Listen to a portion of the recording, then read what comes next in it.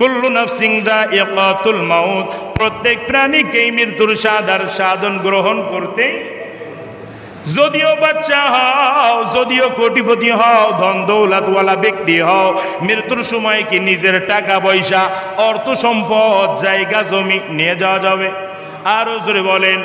Van চালাই যেই ব্যক্তি, এই ব্যক্তিও যেমন খালি হাতে প্রবেশ করবে কবরের ভিতরে আমার আল্লাহর দরবারে। যেই ব্যক্তি দেশের সরকার ছিল, কোটিপতি ছিল, রাজা বাচ্চা ছিল, সেই ব্যক্তিও দুইটা খালি হাত নিয়ে আমার আল্লাহর দরবারে হাজিরা দেবে। ঠিক কিনা জোরে বলেন। দুনিয়ার ভিতরেও ভেদাভেদ থাকলেও আখিরাতে পরকালে কোনো ভেদাভেদ নাই। ঠিক কিনা?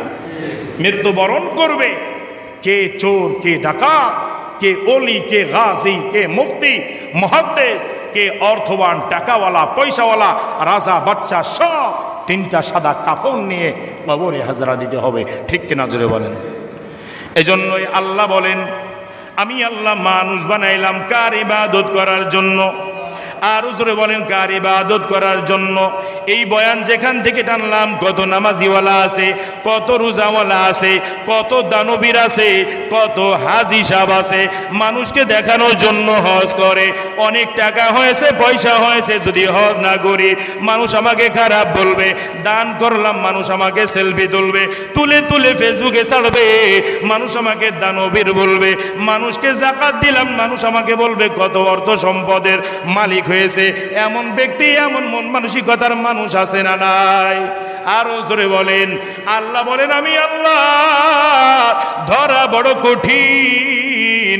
আমি আল্লাহ তোর নামাজ, আমি আল্লাহ তোর দান, আমি আল্লাহ তোমার সাদাকা, আমি আল্লাহ তোমার যাকাতের সীমাবদ্ধতা রাখলাম দুনিয়ার ভিতরেই। আমি আল্লাহর দরবারে ওই ইবাদত আর আমল আমি আল্লাহর দরবারে কবুল আর মঞ্জুর হবে। আরো জোরে বলেন, হবে। দুনিয়ার সব মানুষ মৃত্যুবরণ করবে কি করবে না? আরো জোরে বলেন। অতএব আমাকেও যদি মৃত্যুবরণ করতে হয়, আপনাকেও যদি মৃত্যুবরণ করতে হয়, কুল্লু নাফসিন যায়িকাতুল মাউতের আয়াতের প্রতি যদি বিশ্বাস থেকে থাকে, ও মুসলমান বেলাটের যুবক, তাহলে স্পষ্টভাবে জবাব দেন, আমাকে নিজের আমল নিয়ে যাওয়া লাগবে কি লাগবে না? আরো জোরে বলেন।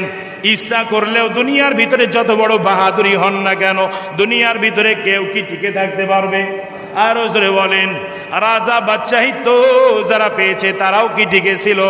সাদ্দাত, কারুন, হামান, ফিরআউন, এরাও মৃত্যুবরণ করেছেন কি করেন নাই? বলেন না কেন, করেছেন কি করেন নাই? অবশ্যই করেছেন।